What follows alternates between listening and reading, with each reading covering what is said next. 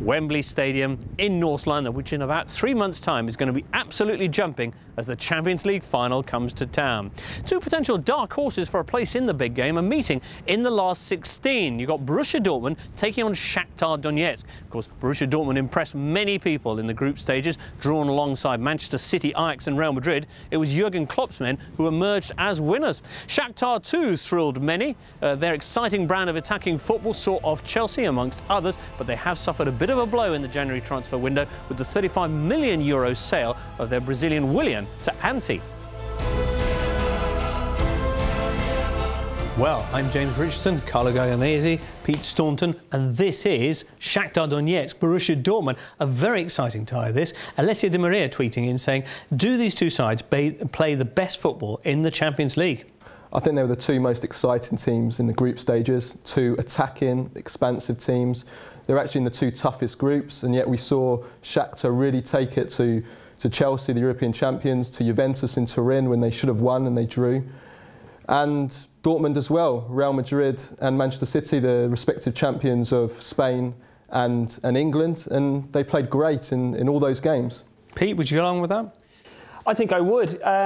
Plus, you look at games like Arsenal and Bayern Munich, Real Madrid, Manchester United, and AC Milan and Barcelona, and they have the real sort of headline quality.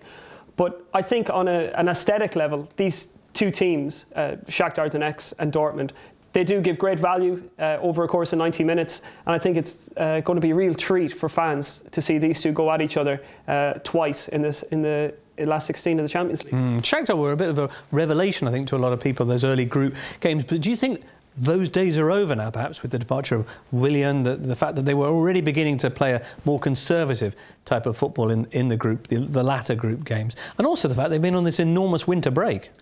I think there are a few things that are working against them. The winter break from December until March, the loss of Willian, who is potentially a world-class player. However, having said that, Mircea Lucescu, their coach, he's been there for 9 years now. They've got 9 of the team that played in the Europa League 2009 finals. They're a very settled team, and the loss of Willian, he's been replaced by Tyson, who's a pretty handy player himself. So they're not going to change the way they play, and I think they're still potentially a dark horse even for the title this season. They do have a terrific record at home as well, Shakhtar. Borussia Dortmund this time last year have been the worst kind of fixture for them, though, because they'd had a rotten time of it away from home in the Champions League. But when you look at this year's outfit, the change is quite remarkable. They're coming through that incredible group, as you mentioned, unscathed, and now a lot of people would have them as favourites for this, Pete. It's almost a reverse of fortunes as it was last season, where the Bundesliga campaign was no problem to them. It was a bit of a dawdle, a bit of a breeze, and the Champions League campaign just really couldn't get off the ground. And this season before Christmas we saw the reverse. We saw them struggle in the Bundesliga and trying to hang on to Bayern Munich, but then they go on top a group that contains Real Madrid, Manchester City and Ajax. One thing I would say, however, and add a caveat to Dortmund's play, is that they conceded 2 vital away goals during the group stage. They conceded a vital late away goal at Manchester City when Balotelli scored a penalty, and they also conceded late against Real Madrid, and those results cost them wins. Ryan Kennedy tweeting in about Robert Lewandowski, who a lot of clubs are interested in, and there's been a lot of talk of him maybe moving to Bayern Munich at the end of this season. Do you think that that's going to have any impact, perhaps, on his performances with Borussia? Well, the word from Germany was that the very fact that a transfer was mentioned caused a little bit of discord in the dressing room, as in, you know, maybe Robert Lewandowski is getting some opinions about himself and thinks that he's too big for Dortmund and it's time for him to move on to a club like a Bayern Munich or a Manchester United. But I wouldn't get too far ahead of myself if I was Robert Lewandowski, because I still think he's got some creases to iron out in his game. I think too often he misses chances that he should be expected to score, and he does tend to go missing as well, and it took him a while to get his first few goals of the season this time round. All right, well, a quick prediction then. You have a sneaky feeling that Shakhtar might spring a surprise here?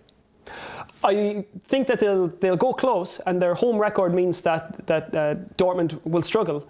In the sense that they mightn't get the win that they need in Donetsk. But overall, I think Dortmund will have too much power for them. I think that big yellow wall behind the goal will roar them home, and I expect Dortmund to come through the tie. Carlo? Toss a coin. I really think it could go either way. Two great teams. I think a lot will depend on just how fit Shakhtar are after that long winter break. If those friendlies have got them fit, then they could win. Well, this Wednesday you can see for yourself with the first leg between these two teams, Shakhtar Donetsk against Borussia Dortmund. You can follow all the action on goal.com. And if you have any other questions for our panel, just use the hashtag AskGoal.